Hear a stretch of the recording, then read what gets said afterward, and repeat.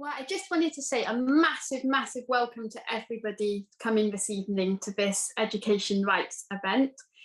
I'm Andrea and I'm the new project assistant for Look. And this evening I'm the voice of Jane. Jane is here with us tonight, but unfortunately she's got a really, really nasty cold. So she is here, but her voice is quite bad. With me as well, I've got Ellen, who I think you all know, and Claire. So they're supporting with the event this evening. Just before we get started, I'm going to cover some house rules. So everybody, just so everyone knows, this event is being recorded. This is just for Look and their safeguarding policy. And also we are going to make a resource out of what we discussed this evening, so that in the future we can look back on it and other parents can, other parents can join in too. It is quite a busy event, this one, so could we all not talk over each other? When you're not talking, if you could please remain muted, and obviously watch the language. We have 4 speakers in today. So I have 2 parents of vision impaired children, and they are Laura, who is director for More Vision, and Anvia, who has just had a child go to RNC. After they have spoken, you will all get your chance to ask them questions. But if one pops in your head and you're already going to forget it, there is the chat option. So if you could put your questions in there, we will come to you when Anthea is finished. After those questions, we then have 2 brilliant mentors, Chris and Rupert, who I will introduce when we get to that bit. So if we could start with Laura. Hi everyone, I'm just going to share my screen with you, and I will be explaining everything that's on the screen for accessibility reasons. If you just give me 1 second. Once I've got the screen going, I'm not going to be able to see you, so I won't see if you put any questions up or wave or anything like that, just so you know. So hopefully now you can see a big screen which says all roads lead to education. If Rupert, could you give me a nod if that's so, because you're one of the few people I can still see. That's great. Yeah, we can see that. That's brilliant, thank you. So first of all, just really, I've only got 10 minutes, so I'm going to be fairly quick. I've been the parent of a young person with vision impairment for 22 years, and I've been running More Vision for 15 of those years. More Vision is a charity which supports children with vision impairment throughout Devon and Cornwall. Initially it was just kind of activities and stuff, but we do more and more in the way now of family support and educational advocacy as well. I can't believe my daughter's 22. Time flies when you're, I was going to say time flies when you're having fun, but time flies I think when you're in a constant battle for your child's education.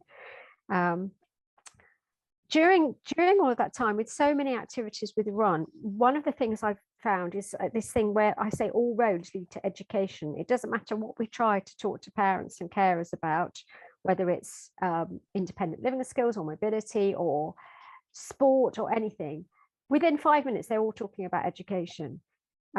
It doesn't matter, and I think it's because we all tend to talk about things that maybe aren't going as well as they should be going. You know, if you go to Tesco's and you they don't have any frozen peas, you come out and say, oh, they didn't have any frozen peas. You don't say they had biscuits. And I do, however, meet parents from time to time who are really happy with their children's education. And I always take time to kind of find out what's working, because I think that it's really valuable to hear the positive stories, because it obviously can be done.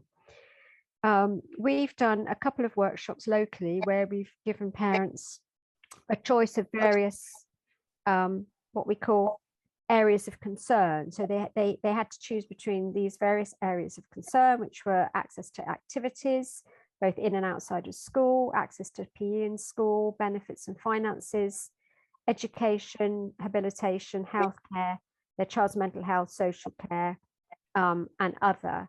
And 7 out of 10 families put education as their top concern, which I think says quite a lot, really. And with the others, it came up in the top kind of 2 or 3. So we're very aware that whilst we may have other concerns, education does seem to be a really big concern. So the first thing I would like to say is that just for children who are visually impaired, because you might be asking yourself, well, why is it such a problem? I know I came into parenthood thinking it would all be fairly straightforward, but it isn't. So the first thing I want to say, and all of the information on these slides can be sent to you. There has been for many years a crisis in all special needs and disability education. It's not just children with VI. You know, I mean, my daughter was at school from 2003, and it was challenging then. In 2014, there were these things called the SEND reforms, which were meant to be the big new, we're going to make this right, we're going to make sure that children achieve their potential, and all of that. That's when the EHCPs took over from statements. The SEND Code of Practice was updated, and that stated what your child was entitled to. However, that all seemed a really, really good idea, and I remember I was very excited by it at the time. Sorry, going back to that one, in 2019 there was a review of those changes, and actually I'm going to just read this out, because the report stated that while the reforms of 2014 had been correct, they had not been well implemented due to poor administration, a disjointed approach, and a lack of resources and accountability across central government, within the Department for Education, and on the ground. So that means really both schools and local authorities. There were a huge number of failures to meet the responsibilities under the Equality Act. So that was 2019, where they knew things were going wrong. They are in the middle of another review at the moment. I'm not quite sure why, because I'm not sure they've got things right from the last review, but that's what's happening. I know the word postcode lottery is often used, and people think, you know, it's much worse where I live. I think we probably all think it's much worse where we live. However, this is an interesting slide from 2020 of the Ofsted local area special needs inspections. This isn't of particular schools, this is actually of actual local authorities. And this slide shows all of the counties outlined in either green, red, or grey.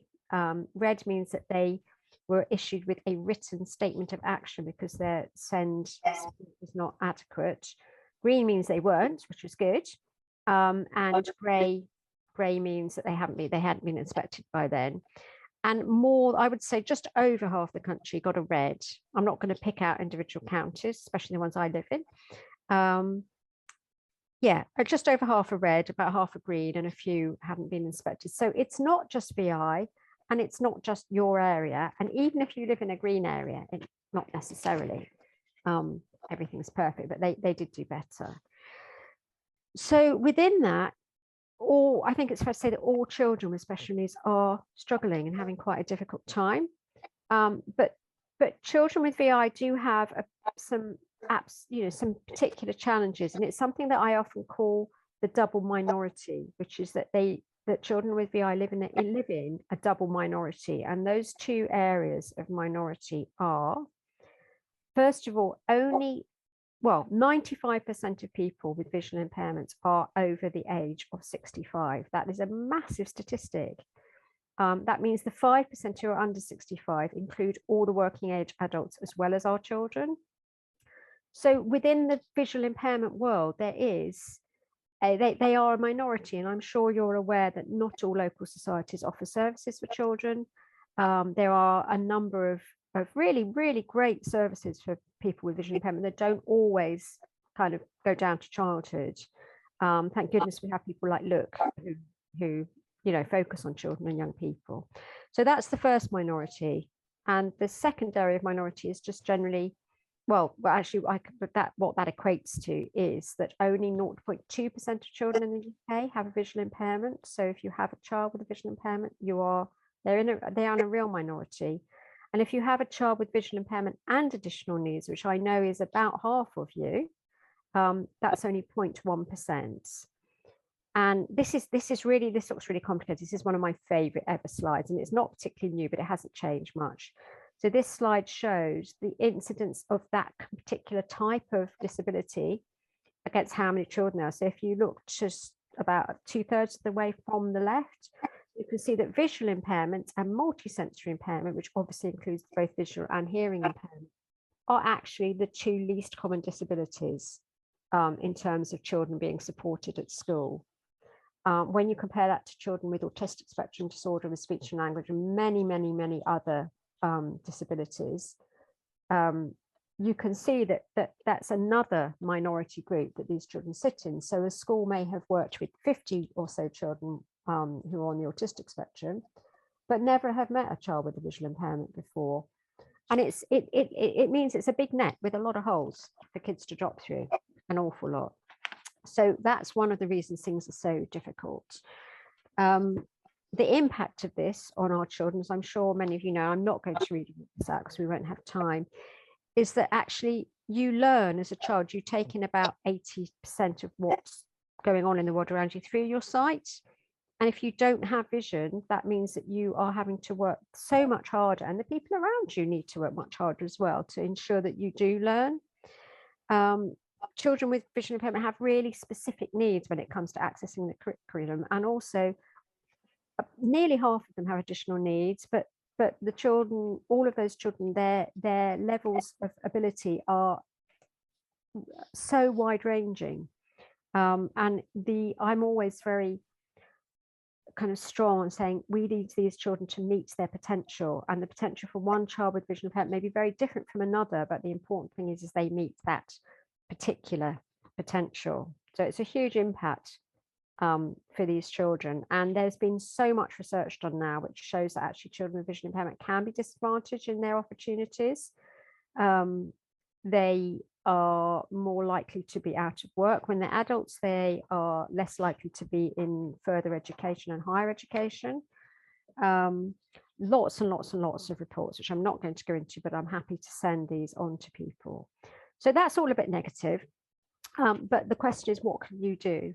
And the first thing, the things that you need to do are, first of all, make sure you have all the information that you need. Make sure that you know your rights, which is one of the things we're here to help you with. And also, I think, to check out some common SEND myths, and there are quite a few of these. So sources of information, it's always worth looking on your local authority website for your local authority's local offer. A lot of people have never been told by their school or their QTBI that this thing called the local offer exists, and it will be your local authority's outline of what they will offer your child. You may have a SENDIAS service, which can be very good, not necessarily for specific VI things, but for local knowledge, they can be very good. And they are now getting training from Pocklington Trust on visual impairment, which is really good. And of course, your sensory support team. You may have a local authority, a local society, which can offer you more support. You may not.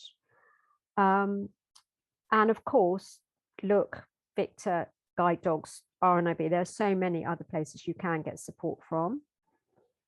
A few SEND myths. These are the things I hear people say to me, oh, we can't get an EHCP because our child's not 2 years behind academically. That's not true. Only the school can apply for an EHCP. That's not true. You or your child, if they're over 14, can apply for an EHCP, even if the school don't want to. It's much better if the school will do it with you, but you can. If you get turned down for an EHCP assessment, that's it. It's not it. You can appeal. And I think 85% of those get overturned on appeal. If your child gets assessed for an EHCP, you can appeal, and doesn't get one, you can appeal. The provision stated in the EHCP is advisory. It's not, it's statutory, which means your child has a legal right to the provision in the EHCP. This is a cracking one, actually. You have to visit and be turned away from 2 local provisions before you can name your school of choice on your child's EHCP. Yes, before 2014, that was true. And I still have parents say, oh, we've got to be turned away from 2 local provisions, blah, blah, blah. Actually, no, it's not true anymore. You don't have to do that. You can write whatever school you want on your EHCP. It doesn't mean you're going to get it. You could write Eton or Harrow and you're not going to get it. but it's up to the local authority to prove it's the wrong school for your child, not that it's, you know, it's not up to you to prove that it's the right school. It's up to them to prove it's the wrong school. Careers advisors don't always have a lot of information about post-16 options. And so I've now got my Zoom screen. A very common one I get asked, you can't have funding for EH and EHCP if your child is at a private school. You can. It's really hard to get, but you actually can. You can. Now, I don't have much more time, so I'm going to really quickly whip through. Regardless of whether or not, this is so important, your child has an EHCP, they have a right to access the full curriculum, written and practical, plus tests and exams, physical education and social inclusion through the Equality Act. They do not need to have an EHCP for this. So you may think, well, why are we fighting for EHCPs? It's difficult to get the right provision with an EHCP, and it's even harder without one. But actually, there is this law, and your child is allowed access. They have to have access to all of those things with or without an EHCP, and that's so important. I can send this on to people, a whole list of other places nationally to get support. And the last thing I want to say is really, we're very much working on what we call advocacy and not prevention, which is that we try and empower parents and carers to have as much knowledge in their hands as possible before things go wrong, so they can prevent things going wrong. Because by the time you get onto the advocacy thing and you're appealing and going to tribunals, quite often your child will have missed a lot of education. So it's really important to seek out information in advance, be proactive, and just get as much help as you can from Look, from the Guide Dogs team, from anyone local that you can get. And I think I've had my 10 minutes, so I'm going to stop now, and I'd be very happy to answer questions at the end. So thank you. Okay, I hope everybody can see it now. So there's a lot of slides because I really struggled with slimming this down, and there's a lot of information I want to pass across. So first of all, just remember this is a bureaucratic process. So paperwork is probably, and computers are going to rule a bit. So the first thing to remember is that to get to doing your EHCP and everything, you've already had 2 successes. And through this, keep reminding yourself of the successes, okay? So you've got as far as doing the application, and you've had the assessment and it's actually been approved. So the next bit is where to start. So I think the good old adage is sort of like what you do when you're revising, a bit of procrastination and getting organised. Got to have everything tidy. So check what information you've got, get it sorted out into files. And if anybody's gone through the RNC application process, then you will recognise some of what I am saying, because the funding officer there recommended this to me. So anything with paper, make sure it is it's all sorted as well. Date order makes life a lot easier for yourselves. So whether or not you have got a special school in mind, then I suggest you actually get in touch with the special school, because it's a quick and easy way to sort out what provision you should be looking for if you're new to the process.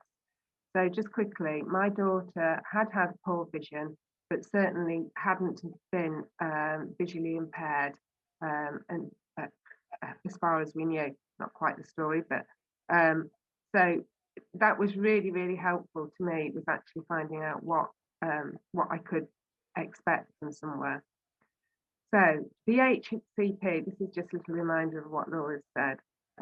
So first of all, it's about achieving equality. So specifically for education, equivalent, so that they're getting the same opportunities as their peers. They have the same opportunity to achieve their potential as their peers. And looking forward, it's about having an independent life as possible. So there are a whole range of documents that the EHC coordinator should be commissioning. Make sure that these are being commissioned. So you should be getting a statement through from the school to do from the SENCO. You should also be having something through from the sensory support teacher, QTBI, educational psychologist, more than likely, mobility assessment. And one thing that was overlooked by our coordinator was the social assessment. And because we were looking for a residential placement, that was actually quite important from the budgetary point of view. So the next section, when you're starting sort of like early on, so you'll have probably already done an all about me section, or your child will have done. Now, we revisited ours, and from a sort of one side of A4, which is what the local authority had restricted us to, it became an awful lot more, because my daughter covered the bits specifically wrote about education, gave examples about how difficult it was, gave examples about how difficult social interaction had been for her since primary school. And at that time, she wasn't on the radar for any visual impairments or anything. Also, mobility. For her, sort of like the loss of sight, not being able to get to school, feeling dependent, especially going through, she was late teens. That was quite huge. And then losing, sort of like seeing her friends losing her independence and them gaining it. However, one of her friends did remind her that there is a win, and that is she can't be designated the driver when they go out. So there is a small advantage.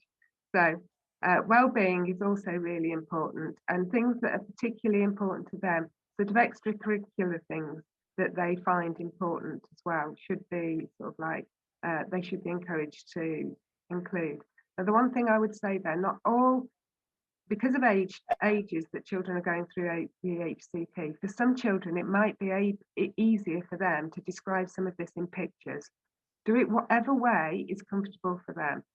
And also the other thing is to provide a summary, so that the summary then refers to the full document, because you need to respect that the professionals are busy, and they should be reading it, but also to give them a sort of a quick overview is also worthwhile. So that's one huge step for moving forward with things, to make sure that your child's views are reflected within the document. Also get them to include what they want to achieve there as well.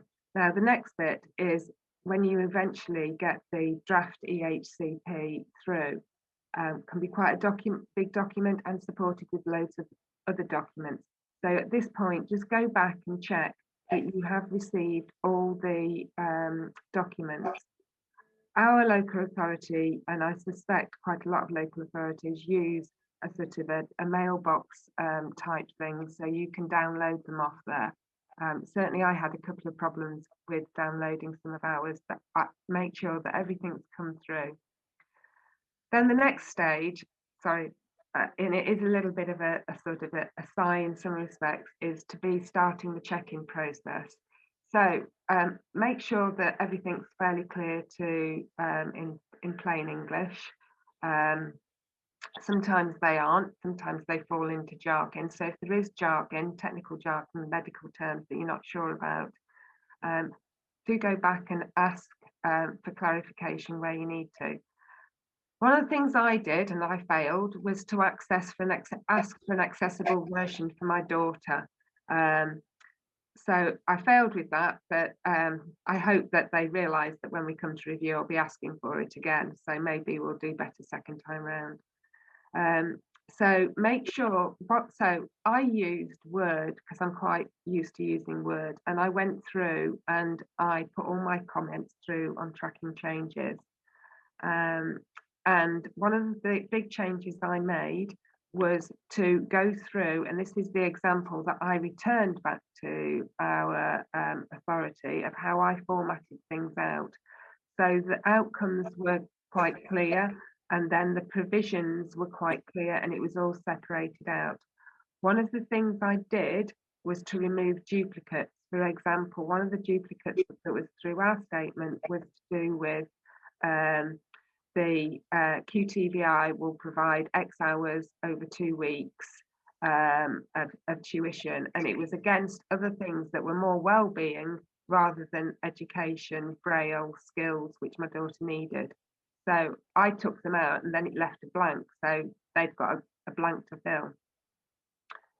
So the next thing that to go through is to make sure that you, well, to look for any inaccuracies. So we had a situation where some of the medical letters were misquoted.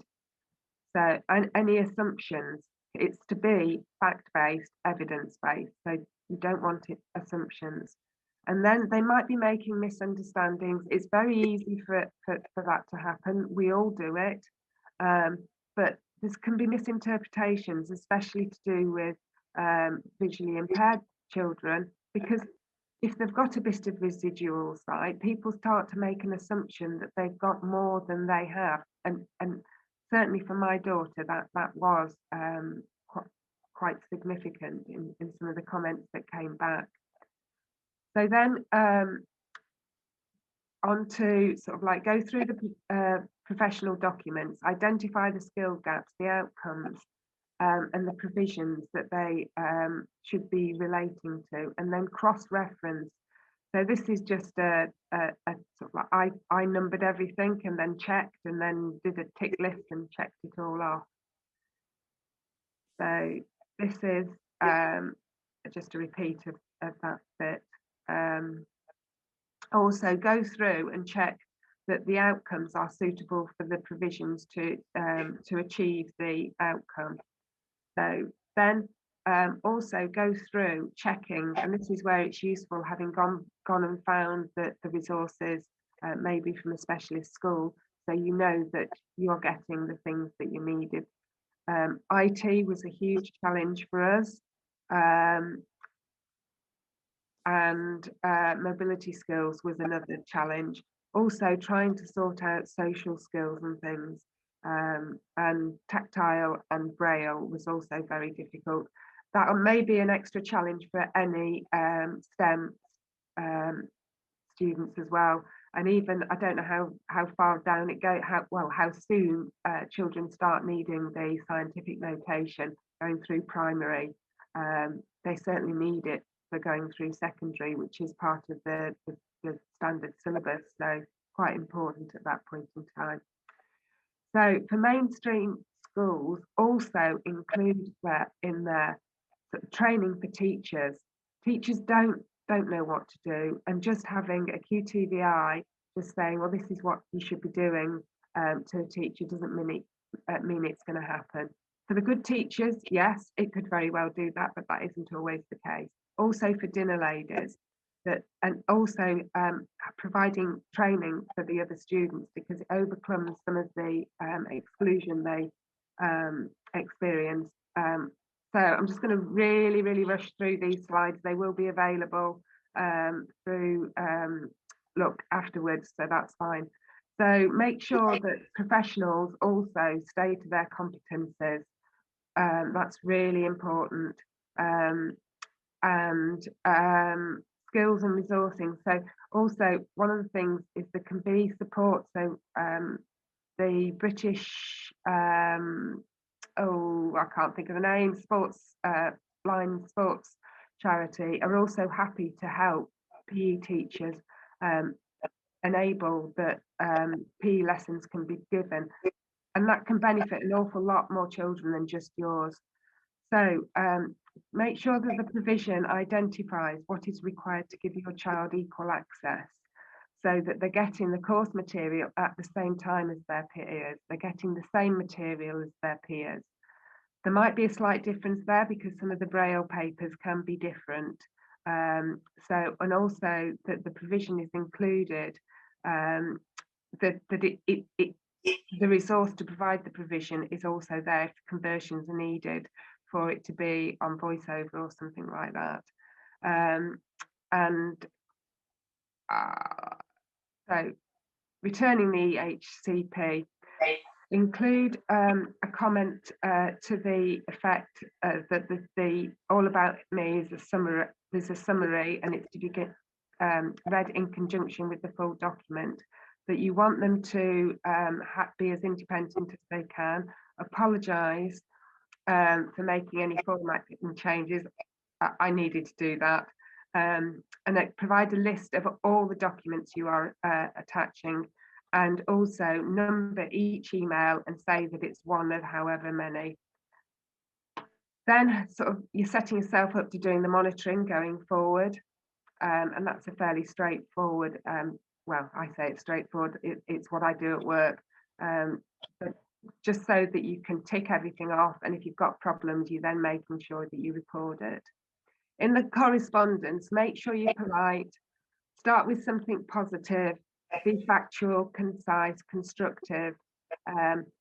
One thing, only send it between 8 AM and 10 PM and when you're calm, and preferably before the first glass of wine. And then the last slide, just quickly, when it's all gone, remember you've done the best job you can. Take a moment for you and your family and celebrate that it's done. And then start monitoring, and then start networking. So. Oh, thank you so much, Anthea. Can everyone hear me now? Am I unmuted? Yes. Yes, I can so hear you. sorry, my screen reader crashed. And I loved that last slide. I thought that was really beautiful. So I have questions for both Laura and Anthea. So I think, Ellen, are you going to take this bit? Yes, so we've had a couple of questions in the chat, and then we also had some questions that came in through when you were registering to attend the session tonight, so thank you for submitting those.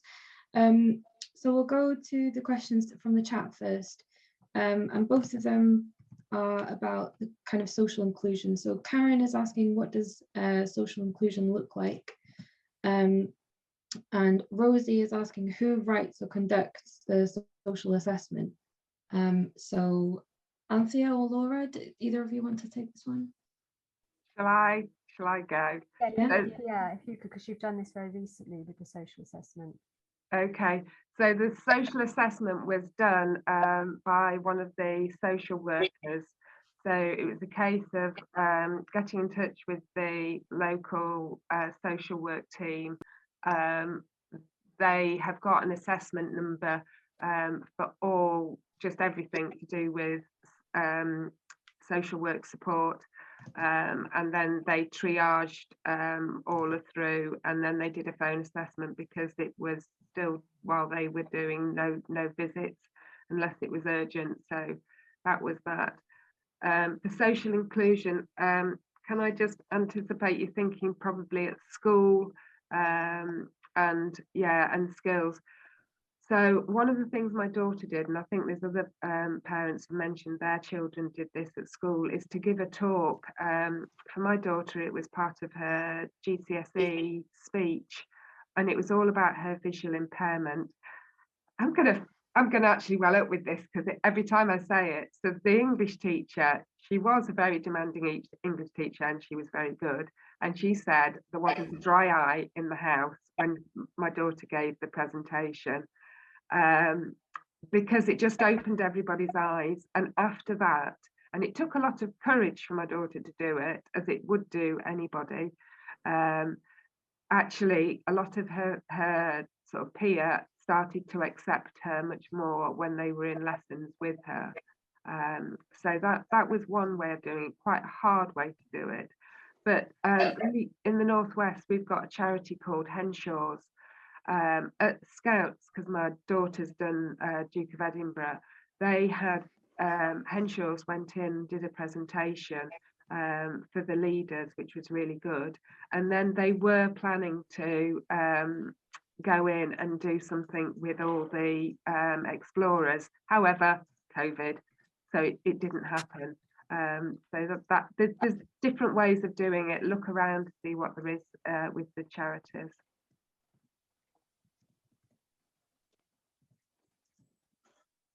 Thanks, Anthea. I hope that answers your questions, Karen and Rosie. So if we go to Laura now, we've had a question from someone during the registration process asking about finding the right school and what to do if there aren't enough schools that meet their child's needs. What would you kind of suggest in that situation? What are your thoughts on that kind of situation? It's a really difficult one, because I think more and more we've just heard that we've got a school actually locally to us, which is actually one of the an unusual school, which is specifically for children who are visually impaired and have additional needs. And we heard very recently that they're actually going to stop their under 16 intake because the local authority don't want to fund places there because they are very expensive, these schools. So more and more it seems that children, if your child has additional needs as well as visual impairment, that you may need to be looking at, at a special school. And the really vital thing is that if they're at a generic special school where they, they're very unlikely to be the only child with visual impairment, they have the input from your local authority sensory support team, so that unless the school has an in-house qualified teacher for the visually impaired, that qualified teacher for the visually impaired has to go into the special school to support the visual side of your child's needs. If you really can't find a school, people do look at independent schools for their children, and if you can manage to prove that it is actually the only school that will meet your child's needs, you may get funding for it, not just for the extra support that your child needs, but for the actual place. And we do see quite a few children now, more than we used to, be funded for independent schools. You do have the right to write on your child's EHCP what school you want them to go to. And the local authority would then have to prove either it was the wrong school or it was what they consider the one they usually go for. It's an inefficient use of funds. And I think that's probably the biggest number of appeals and tribunals that we work on, is where a parent has selected a particular school and the local authority don't want to fund the place there. And it is overturnable. It's quite hard work, but it can be done. You quite often have to go to appeal and then tribunal. But I'd say if there really isn't a suitable school, and I'm very aware that our children's needs are so incredibly diverse, it is worth looking at and applying for a place at an independent school and asking the local authority if they will fund it. Thank you, Laura. We've had another question as well in the chat for you about what a sensory support team is. And are they... Would you like me to answer that, as I work for a sensory support at local authority? Yeah. Is that okay? Sorry, Laura, to jump in. I just thought. Yeah, I also got that one as a private question. So okay. Since they're in the Southwest, I've also emailed that parent and said they can, and given them my email address. But Excellent. I'm sure lots of other people want to know, Rupert, so please do as well. Yeah, of course. So I work in Norfolk County Council for the Virtual School Sensory Support. So we are a part of the council, part of the local authority. We're a team of qualified teachers of vision impairment. There is also a deaf team who we work alongside, who work with deaf and hearing impaired students. And we work, our sensory support team work peripatetically, which means we work all across Norfolk with students who are vision impaired. We work with over 600 students who are vision impaired in Norfolk. But I would advise getting in touch with your local authority. Find their local offer, as Laura mentioned earlier. It's really should be a fantastic source of knowledge on the local offer website, and you will find all the information there about who to get in touch with. And I did see another question, Ellen, just to clear up about TVI and QTVI. So QTVI is a qualified teacher of vision impairment, and a TVI is a teacher of vision impairment. They are the same thing. So I am not yet qualified. I will be in 2 years' time. So I'm doing the job, but I'm qualified. I'm studying at the same time. So I've got my teacher qualification. I'm doing the job, but I need to do my 2-year course on top of it to become a TVI, a QTVI. So within my team, there are some of my colleagues who are qualified, and there's a couple of us who are still studying, but we do exactly the same job. And obviously, the more we do our job, the more experience we have. But yeah, you'll hear more from me later. I hope that's okay, Ellen. That's perfect. Thank you, Rupert. We've had a couple of more questions in the chat, so I think we'll just do Hannah's question and Kate's question, and I'm just aware of time, and then we might move to hear more from Rupert and Chris. So Hannah's question first. She says she can't get an EHCP for her twins. both her VI teacher or the school won't support, even though the, yeah, sorry. Do you want me to take this one? Yeah, go for it. As the years have gone by, I am seeing this exact scenario more and more often, where people just say, I can't get an EHCP for my child at school, and that the VI teacher, the QTVI, won't support the application, and nor will the school. So first of all, I would go back to the thing that you actually have every right to apply for the EHC process yourself. You don't need the school to do it with you. And I do this with so many parents, and you don't even need the QTVI, though they will have to write a report for it. One thing I always say to families is that if you're going to apply for an EHCP yourself, you have to look at it as a process. If you're just going to say, okay, I'm going to apply for an EHCP, and if they don't get it, that's it. You've got to look at it almost as to expect to be turned down, go to appeal, and go to tribunal in many areas. And if you can see that from the beginning and not just think, okay, if it doesn't work and then blah blah blah, it's a big help. It's a bit like going to Tesco's and not taking any money. It's just, you've got to go to Tesco's and do your shopping and take money and pay for it and drive home. I do see this so often. I'm actually working with so many families at the moment locally who are struggling to get their EHCPs, either to actually get the local authority to actually agree to assess in the first place, or to actually they do assess and then they turn the request for the EHCP down. A lot of it will depend on what level of vision the boys have. If it's, a lot of local authorities have a bottom line, so they say if the child's vision is better than 612 or 618, that they won't take them on, they won't give them an EHCP.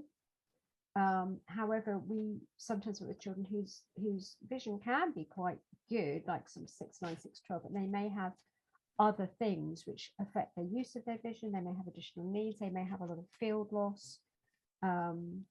There are so many reasons that make using a number not always the best thing. I've seen children with worse vision cope much better than sometimes children with better vision because of all the additional factors. So I would say, I'm not quite sure what area you're in, but it would possibly be worth contacting your local SENDIAS service and explain to them that you want support from them in applying for an EHCP, and you apply for one. If you have already applied for one and they've turned you down, you can appeal that, but you don't need the school or the VI teacher to do it. You can do it yourself. Okay, thank you, Laura. Hey, Ellen, do you mind if I jump in really? I realise this isn't my section, go but for it. No, just sorry, something I want to make clear, which is really important.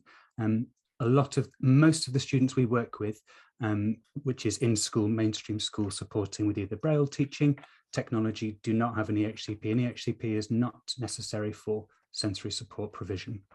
Just want to make that really clear. EHCPs are brilliant and they are important for a lot of students, but you do not need an EHCP to have a sensory support come in and support your student.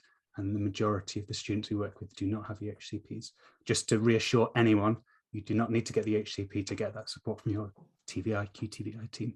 I think that's just quite important to say. Yeah, EHCPs are really good and they're great for a lot of students, but some parents, and I'm not saying at all is what's happening tonight, can see them as the kind of golden ticket that they need to get the provision. A lot of the provision that I give a student today, if they got an EHCP tomorrow, would be exactly the same. So just wanted to put that out there. Yeah, and can I say I agree, and that comes back to what I said in my first presentation, that actually your child does have a right to all of these services with or without the EHCP. Ruth is absolutely right.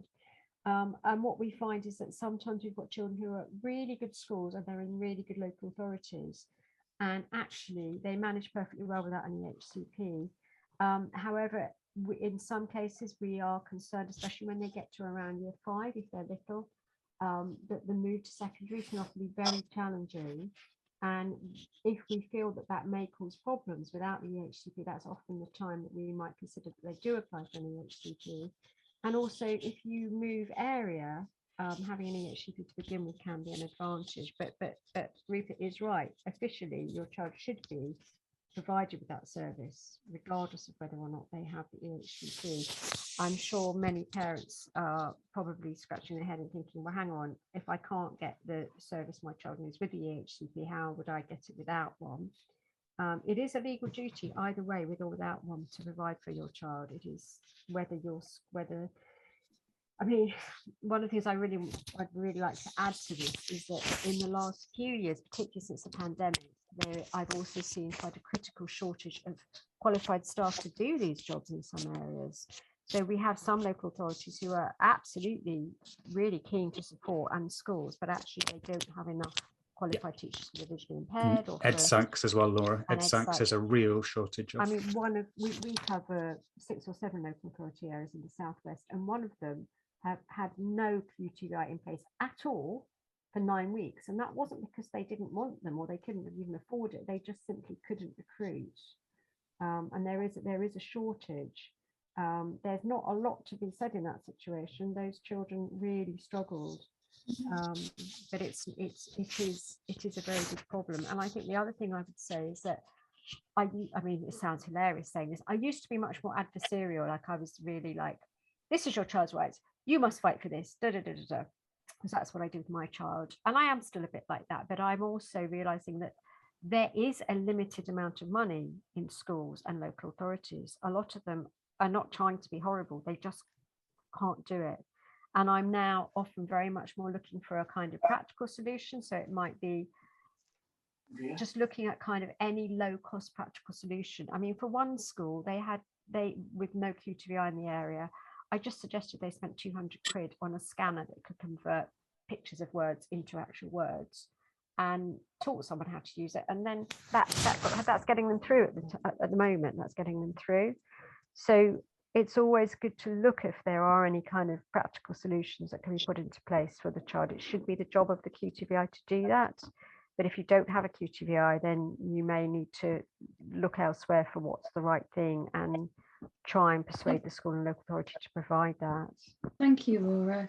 I'm just a bit aware of time, so we should move on to hear from more from Rupert and Chris now. But thank you so much for your questions.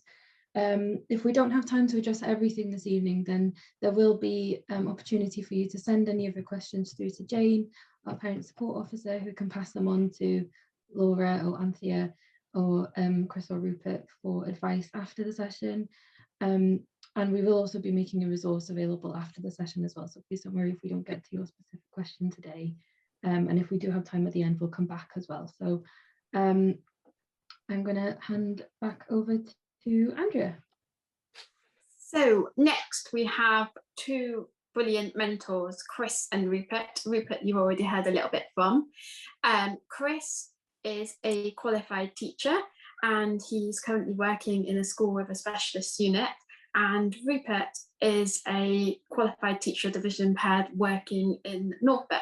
So if we start with Chris. Yep, all good to go. Hi everyone. So yeah, we've had a lot of insight from parents and professionals working with children with vision impairment. So I'm coming from all my experience as when I was a vision impaired child and teenager, and how the lack of support sort of affected me, and then how it transitioned on from when I advocated for myself to get the support, and how I made the most of what I had provided to me. So I have retinitis pigmentosa, which is a degenerative sight condition. So I was diagnosed when I was 8. At that point, it wasn't too significant. So I had the provision of the sensory inclusion service. So I had a QTVI coming in to just do yearly checks, make sure that I was being supported in school.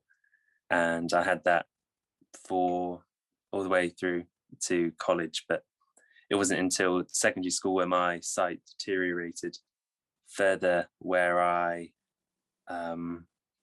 needed more support, but then I wasn't willing to accept it myself. So although a QTVI would come in termly, I didn't want to be different, which I think is really common for anyone, any teenager in school. You just don't want to appear that you're not like everyone else. So I just really didn't engage with the QTBI. They'd come in, do the assessment, ask how I was doing. I'd always just say I'm okay, because I didn't want anything to change. And then it wasn't until I was in year 10 and I realized that if I don't get the support now, then I might mess up the rest of my life, because I haven't had the support, which means I then can't achieve what I wanted to achieve, and it would just be really difficult and challenging. And why burden myself so early on in my life? I had all my coping mechanisms in school, so whether it was having a friend help with my DT, and in return I do the theory part, so he would do my whatever I was building, he would do it, and then I would do the paperwork, because I didn't want to have the additional support to make sure I could make what I was making, and not sand my fingers off with the sander, or using the saw, and just I would just avoid those, because I didn't think I was able to do it. Once I advocated for myself, so at school I produced my own sort of fact sheets on what I need, what I could and couldn't see, and what support I needed from my teachers. That's when sort of everything that apparently should have been happening did happen. So I had my annual review meeting, so with my head teacher, the sixth form that I was heading off to post 16, head of year, and even the careers advisor, who funny enough was vision impaired. However, he told me I wouldn't really be able to do certain courses, that BTEC's are the only way I could go. So it's quite interesting to see how someone who was an adult vision impaired man gave that perspective, which sort of I think sometimes reflects the attitudes towards vision impairment. So at school, I finally, in exams, I had extra time. I still was using paper copies, which I think was a mistake at the time, but I think I refused to use ICT. When I moved to college, that's when everything changed, and there was the funding, and I made the most of the opportunity. So I had a TA to see once a week for any work that I needed adapting. I used an iPad, which was funded from the support.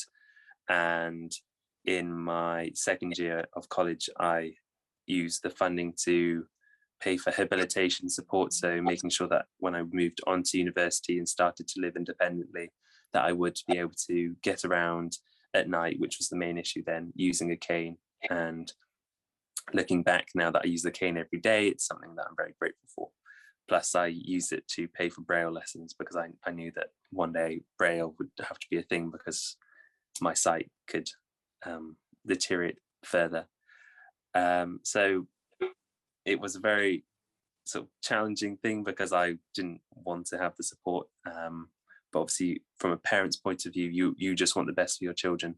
And my mum said that when she had a phone call from the head teacher of my school, and she was going on like, oh, but he's such a well-behaved boy. And mum was like, I do not care if he is misbehaving or not, you're not supporting this child. And sometimes I think that is the issue within the school, why they aren't willing to support you in that way. I think I will mention that I was before EHCP, so I had statements, but I understand that obviously the making sure that the support there is important. So from college, I went to university, worked for Look briefly, and I am now a qualified teacher for, I'm just a qualified teacher, not qualified QTBI yet. So I'm a qualified teacher, so I teach primary special educational needs at a specialist school. So I work primarily with children with a variety of additional and behavioural needs. And I think it's just goes to show that although you go through points in life where you haven't been supported, that I think sometimes those experiences allow you to grow, and that you understand that if someone else isn't getting the support, then you want the best for them, which is why I entered education in the first place.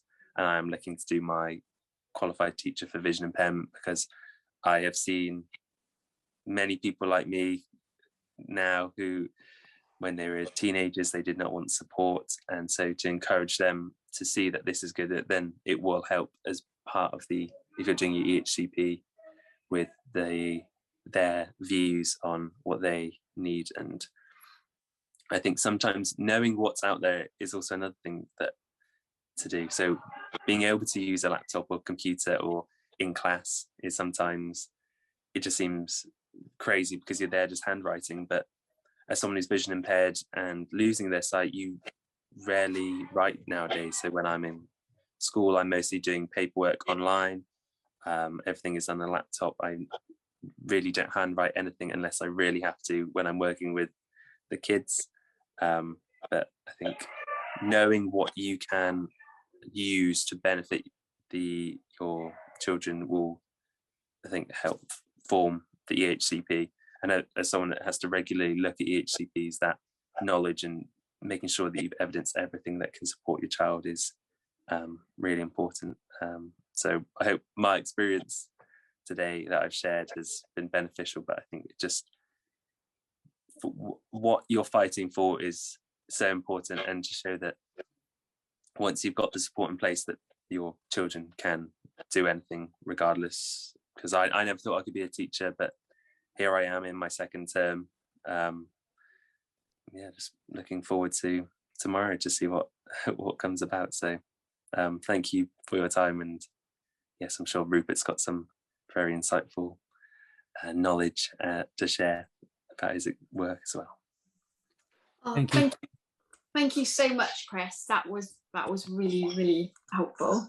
And as Chris just said, now we're going to hear from Rupert, who is a qualified teacher of the vision impaired.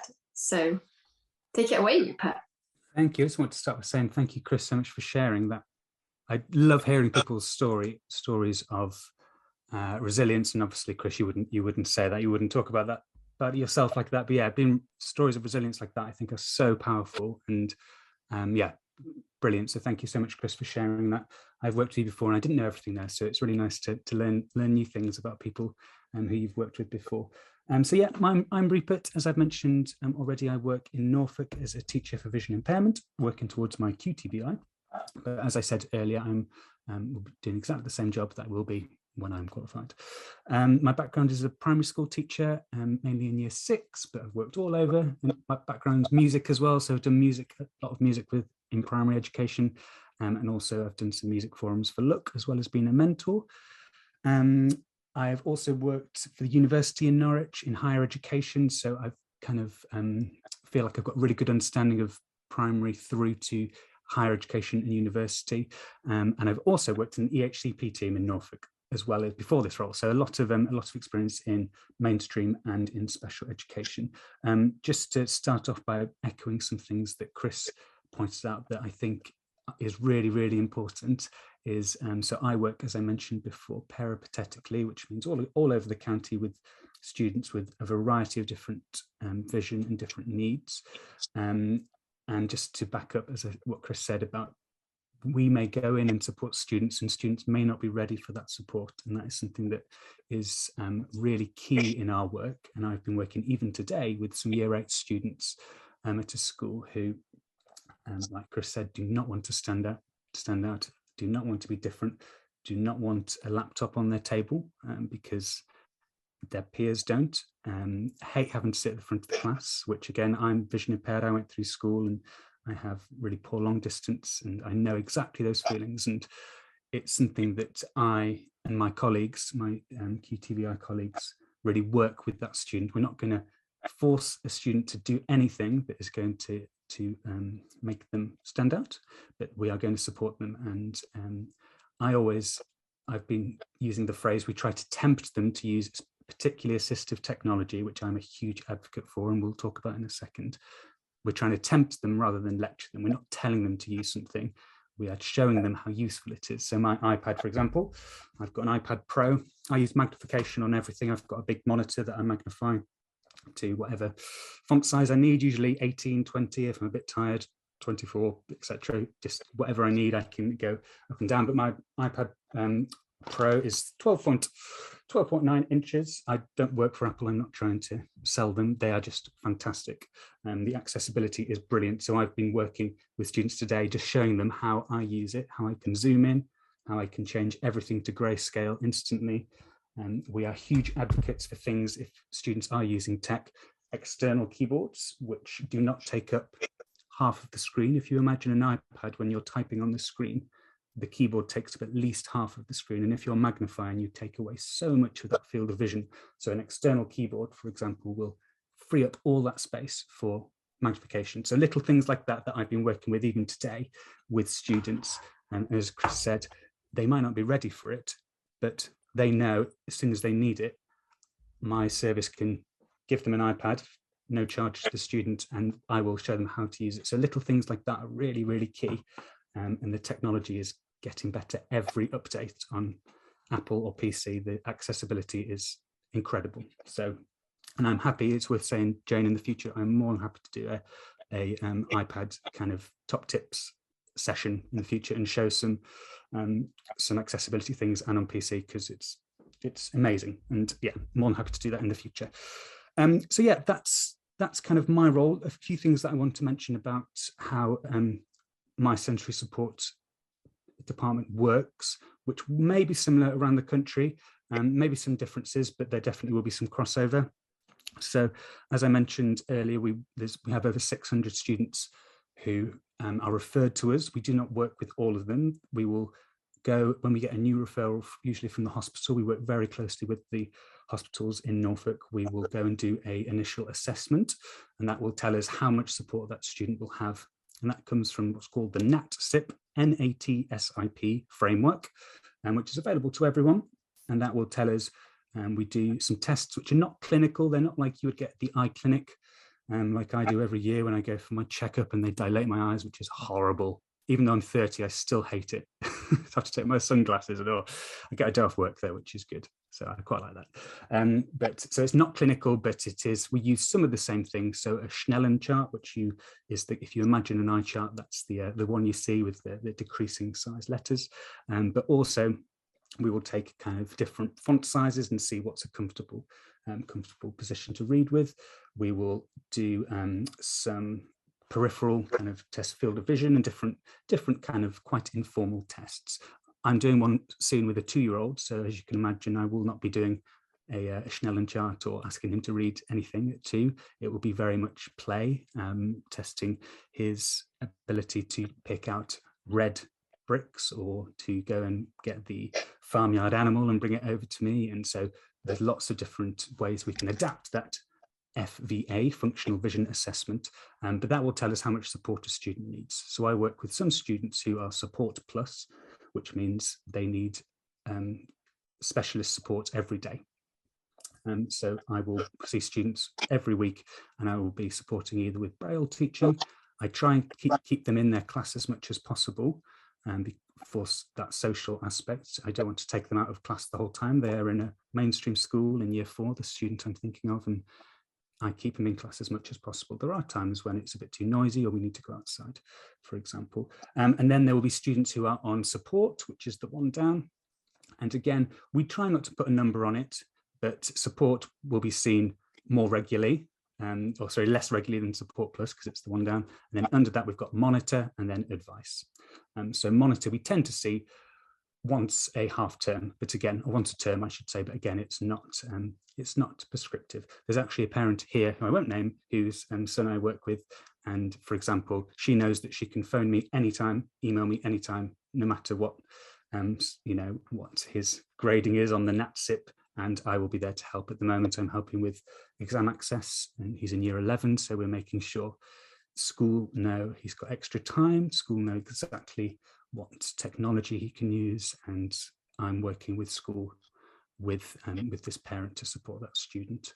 And again, to go back to schools, I think schools really appreciate that from our team, because it's all about confidence. They may not have had, in fact, most of our schools in Norfolk, all of our students tend to be in mainstream. So we have some specialist schools, but that tends to be for more multisensory kind of disabilities. So most of our students are in mainstream, some are homeschooled.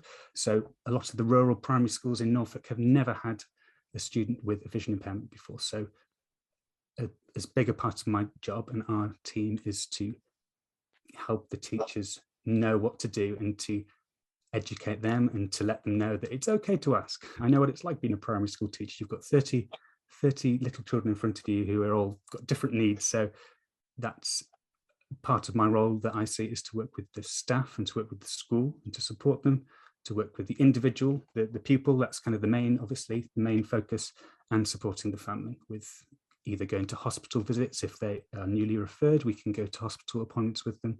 We can support them. So yeah, general working to support that student any way we can is the way I see it. Let's see what else I've got on my list. I'm a huge fan of role models. That's why I think Look and the mentoring scheme is invaluable. It's so powerful. I met a girl today who, get quite emotional thinking about it, who has the same condition I have, and I was diagnosed when I was 13. She is in year 8, so she is around a similar age. And if I had someone to go into school to see me with the same condition, it would have been incredible. And to know that you can still have a life and you can still have a job. And I've got lots of useful vision. You know, everyone's eyesight is different, but I've got awful long distance. I don't drive, and that's something I've really struggled with all my life. And I could tell the student today that through Access to Work, I've got a support driver who drives me around wherever I need to go. And that's available to everyone. That is something that when I applied for this job, it didn't matter that I couldn't drive, and to have that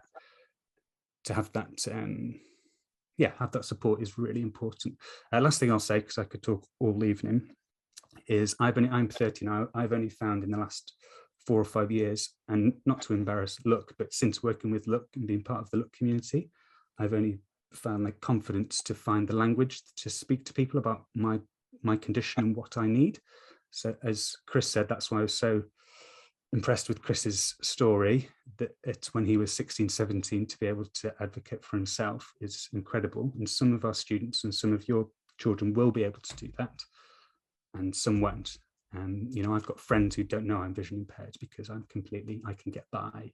I wear glasses just for magnification because my condition means I've got scarred retinas. They don't really know unless I go, you know, to the pub and have to sit next to the telly to watch the rugby, and then they might realise that I've got poor eyesight. But it's only, I feel confident through Look and through working with the people to kind of talk openly about it. So yeah, that's something that will come at a different point in everyone's life, and that's something that I and my team wanted to do, and something that I think is really powerful. And also Look are fantastic with that.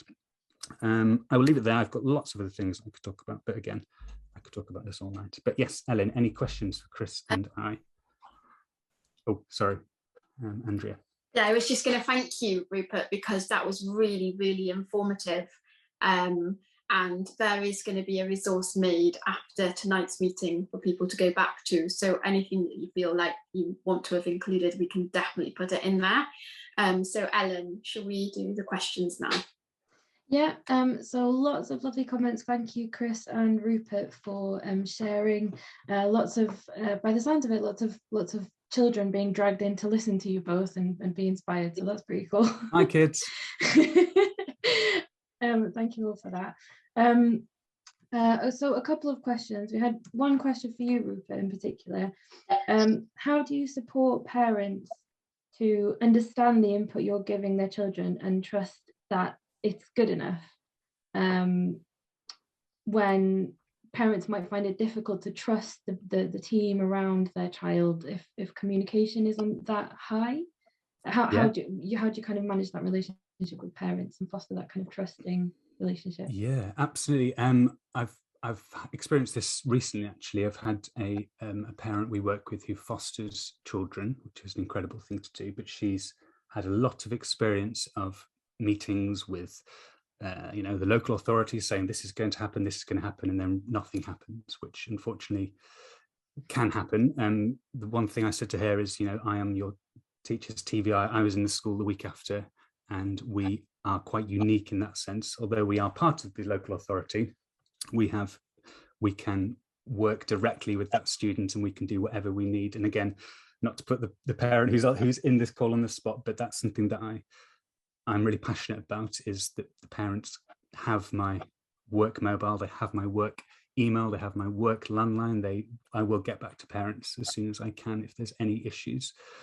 Even students who are, monitor, who we would see once a year, if there's any deterioration in eyesight, we will go in and we will start supporting. We've got students that if either from parents, obviously parents, if there is any deterioration, you should get in touch with the eye clinic and the ophthalmology department.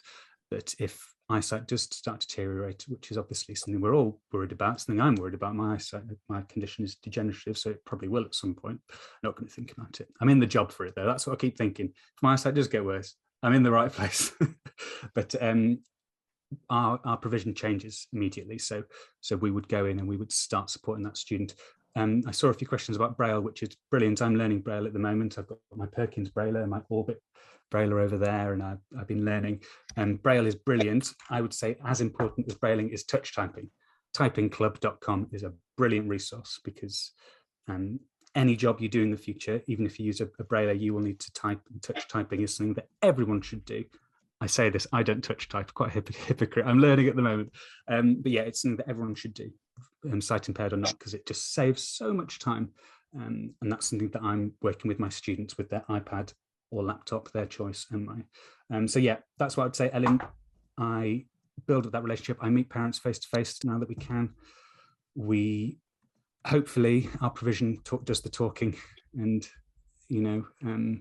they will realise that they can get in touch, and we will be there to advocate for their child. And it's something I'm really passionate about, as you might be able to tell. But it's something that I wish. I didn't have a bad experience. I didn't wish I had it. I just know how valuable it is from hearing from people like Chris and being part of the look community. I know. So yeah. Thank you, Rupert. Yeah, I think Jane's also made a good point in the chat that I think we probably should point out that Norfolk is the gold standard. This is what we should all aspire and aim to be having from our local services and our local authorities. Obviously, that's not always the case, and it, as Laura referred earlier to the postcode lottery, it can vary from region to region, but this kind of support is available, and I hope that's reassuring to people to know that this, that kind of contact and support is available. We've touched a bit on tech already. There was a couple of questions about tech and what kind of, and I know you mentioned earlier, Rupert, that you're kind of the tech is your speciality. So is there any kind of top tips that you'd share around tech? Obviously you've mentioned touchtypingclub.com, which I put in the chat as well, but any other kind of top tips? Really quickly, I won't hold up an iPad to the screen because it's pretty useless, but obviously pinch gestures. So when you have a photo and you pinch in and out, that's really common kind of practice, which is brilliant. You can't do that on the iPad home screen when you've got all your apps. You can't pinch. So if you, in accessibility, there is a thing called the Zoom controller, which I discovered recently, which has kind of changed how I use my iPad. It's just a little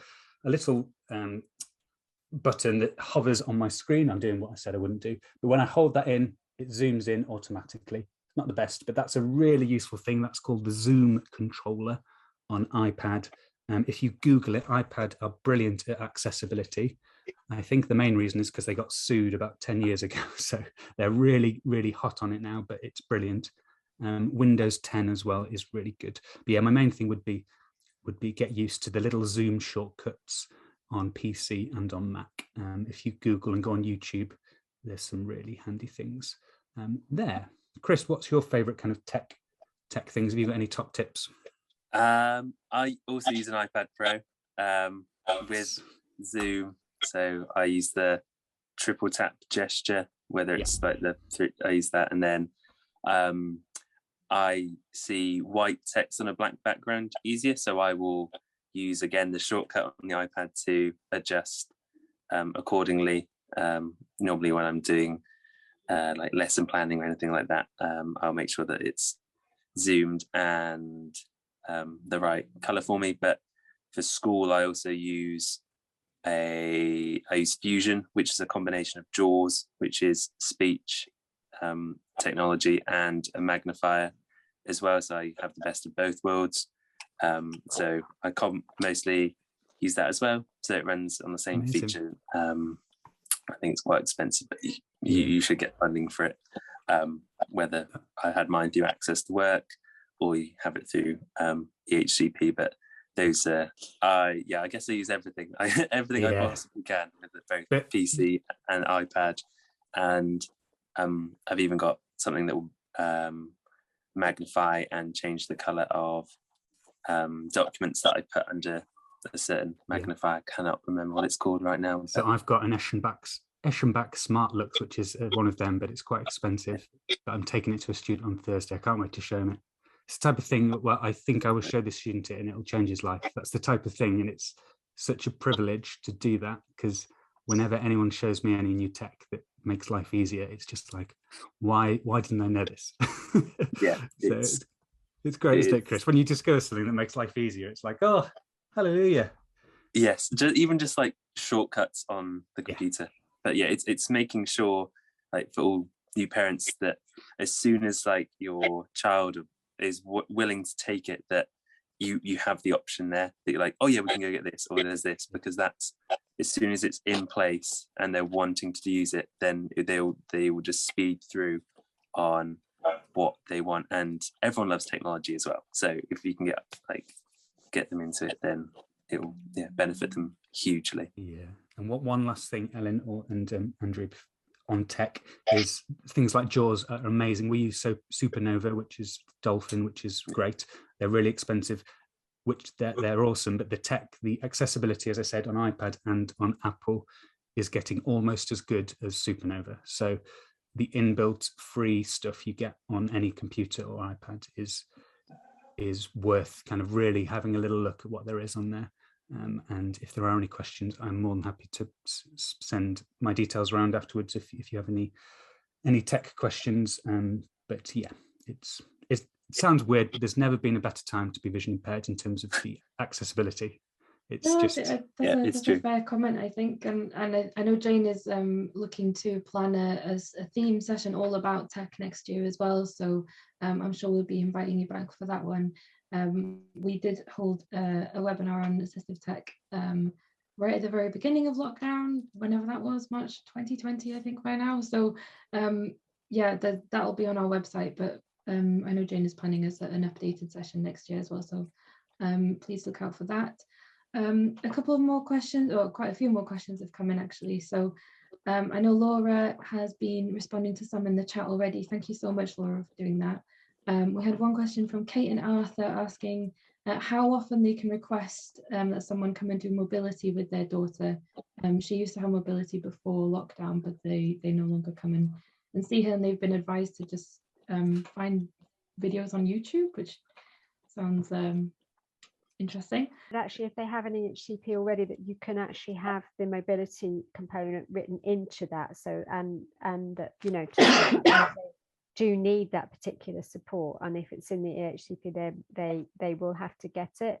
But one thing I said when I was saying that, which actually applies to everything to do with both EHCPs and general school support, is that it's really important that everything that you ask for is both specific and quantifiable. And it's those two words I usually use the other way around, quantifiable and specific. I used to actually have like this stamp with QNS when I did everything on paper rather than online.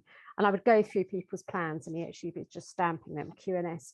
So rather than just saying my child needs support with mobility, it would actually say that the child will be visited once per however often it is. It might be term, it might be half term, it might be year. My child will have a session once per something with a qualified rehabilitation specialist.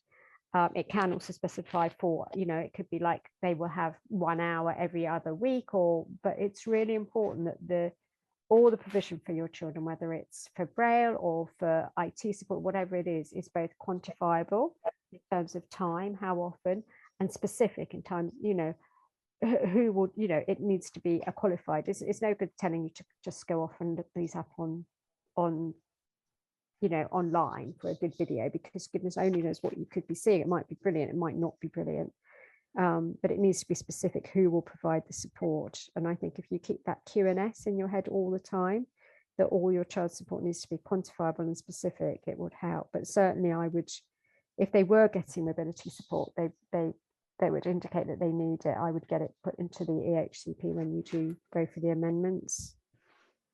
Thank you, Laura. I'm just looking at the time, and I'm aware that we're going to need to wrap up soon. But I just wanted to finish maybe on a question from Vicky. I wondered if I could put this to you, Anthea. I don't know if you've seen Vicky's comment in the chat, but she's asking about how to get support if your child has functional vision loss and has been discharged from hospital. And I just wondered if this is quite familiar with your experience with Ola, if you had any advice. Yeah, okay, so I have actually messaged her directly.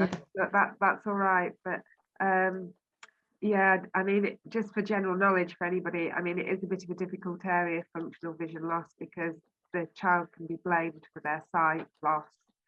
So, and Orla is actually now, next Monday, she's at Moorfields with a specialist, so there are specialists out there, which is good news. Mm-hmm. Brilliant, thank you. Thank you so much for all of your time. I know there's a lot of, there's been quite a flurry of comments and questions in the chat in the last few minutes. We can save the chat from the Zoom meeting, so we can look back over these afterwards and follow up with you. And as we've mentioned, we're making a resource out of this event, so everything will be available for you to access afterwards. But now I think we'll just come back to our panelists for any final comments, and then we will wrap up. So Anthea, can we start with you with any kind of final comments, top tips or thoughts? So I'll pick up on Laura, because it was one of the things that I skimmed over, is about SMART. If you're Googling around local authorities, and even within the loads of information mentions that the provision should be SMART, no, specific, measurable. So hold on, because I hate acronyms, although I use them, and I have it written down. Achievable, the next one? Yes, achievable, measurable, and time specific. So time specific's got two bits to it, in that it needs to be over a period of time, but also that they're going to have it for a year, but also how many times and how long is it going to last when it comes to an EHCP. But as I said, all the information I've got in the slides, I'll share via Jane, and there's some other supporting information and an anonymised version of my EHCP that I returned back to the coordinators. And the other thing is, just really quickly, don't hesitate to reformat the document so it makes sense to you and you can read it and cross-reference everything, so you can use it monitoring afterwards if you're not in Norfolk. Thanks, Anthea. Laura, any final comments from you? I think really the thing is that actually, harder it is, there is a huge shortage of resources in local authorities and schools, and wherever possible, look for solutions rather than just getting involved. I know I get very involved in the kind of whole fight, but wherever possible, look for solutions. But at the same time, your child does have rights, regardless of whether they have an EHCP. They do have those rights under the Equality Act to be able to access the entire curriculum, including PE and including other extracurricular activities.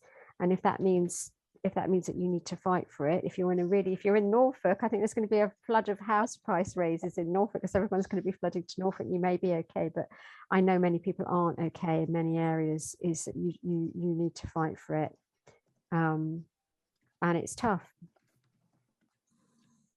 It is. Thank you, Laura. Chris, any final comments from you? I think I'd just like to say that your kids are very lucky to have you as parents, that you're already here trying to do the best for them as soon as possible, or whatever stage they are at in their sight loss journey. So just keep going. I think it will be tough at times, but it will be worth it in the end, and they will thank you at some point in the future, because you want them to succeed, and they will do their best knowing that you've supported them in that. Fantastic, thank you, Chris. And last but not least, Rupert. Thank you, Chris. I'm not everything you've said tonight, Chris. I'm like, yep, nodding away. You're gonna have a neck injury. I think everyone is, to be honest. Yeah, that's great. Yeah, pretty much the same. There is support out there from lots of different places. Local authority, they are so underfunded and overstretched. And I think someone mentioned Norfolk. Norfolk got a really bad Ofsted recently, but sensory support is amazing. So even the data, it kind of just depends on the people there. The charity sector is incredible. So Laura's charity are fantastic. Again, with role models, having VI role models is something that I never had, not through my lack of parents not knowing. It's just parents not knowing about it, but I think that's so powerful. So check out, Look Mentoring and other local charities. We work a lot with Vision Norfolk, and we do social trips. So we do trips to the cinema, pizza making, kind of all these social stuff. So try and reach out to the local, local charities as well, because charities are fantastic, as we all know. But yeah, keep in touch, I would say as well. Yeah, you're not alone, as has been said by other panelists. But yeah, thank you all for coming. As we said, thank you so much for everybody for coming, but a massive thank you to Laura, Anthea, sorry, I can't see you, Anthea, and Chris and Rupert and Ellen and everyone in the background. Thank you for making this such a good event. We are going to make a resource out of it, and Jane will be sending you all who was here tonight the notes within a fortnight, so look out for those. And I hope you all have a lovely rest of your evening.